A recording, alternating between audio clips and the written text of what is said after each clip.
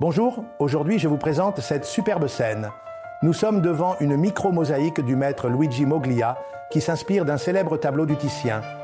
Le sujet est la splendide Lavinia, fille du grand maître de Cadore, qui soulève ici un plateau de fruits d'un geste délicat, presque comme si elle nous invitait à entrer dans son monde.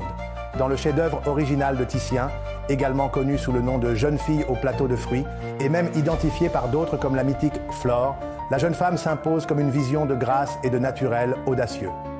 Titien, roi incontesté de la palette, a immortalisé Lavinia avec une finesse extraordinaire, lui conférant la grâce qui distingue le portrait vénitien du XVIe siècle.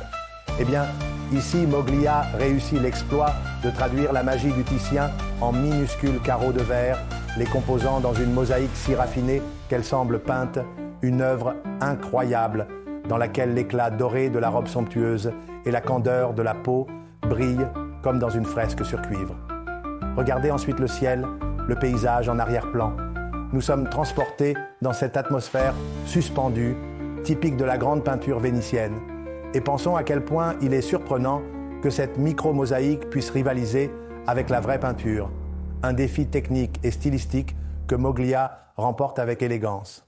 Alors, quand on voit Lavinia se tourner vers nous avec cette expression presque satisfaite, on comprend que nous sommes devant une rencontre parfaite entre la modernité du XIXe siècle et le génie de la Renaissance.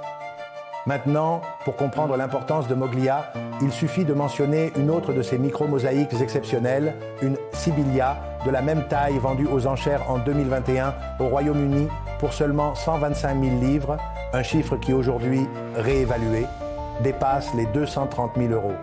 Un résultat qui témoigne de la stature internationale de cet artiste, capable d'interpréter les sujets les plus variés, des vues archéologiques aux reproductions des grands maîtres, avec une virtuosité qui a conquis en Europe des collectionneurs et des connaisseurs comme Gilbert, dont la célèbre collection est aujourd'hui conservée au Victoria and Albert Museum de Londres.